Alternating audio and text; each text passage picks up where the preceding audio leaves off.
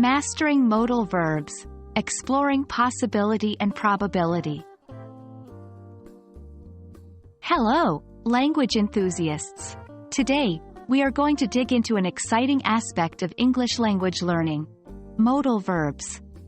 More specifically, we will focus on the area of possibility and probability, and how we can use modal verbs to express certainty, uncertainty, and likelihood. Are you ready to take your English to the next level?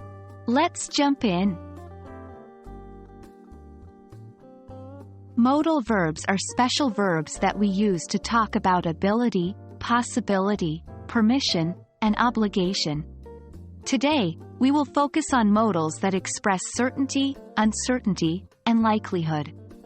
These include could, may, might, must, and should. Remember, these words can drastically change the meaning of a sentence, so it's crucial to understand how to use them correctly. Let's break down how we use these modal verbs. Must, when we are sure something is true.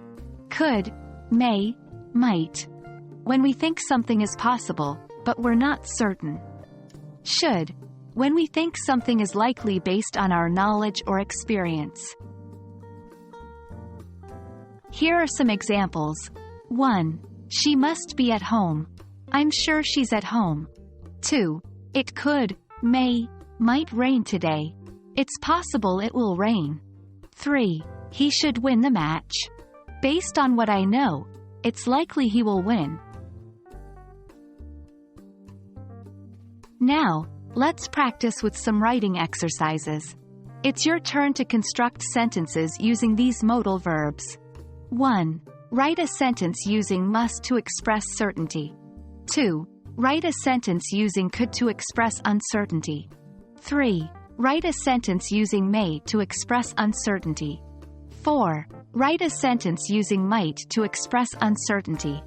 5. Write a sentence using should to express likelihood. Take your time and be sure to focus on how each modal verb changes the meaning of your sentence. After you have written your sentences, go back and review them. Ask yourself, did I use the correct modal verb to express the intended degree of certainty or likelihood? Does the sentence make sense in context? Have I followed proper grammar and punctuation rules? That's it for today's lesson on modal verbs for expressing certainty, uncertainty, and likelihood. Keep practicing these exercises until you feel comfortable using these modal verbs in your daily conversations. Remember, practice is the key to mastering any language. I hope this video was helpful, and I'm looking forward to seeing you in the next one. Keep learning, and see you soon.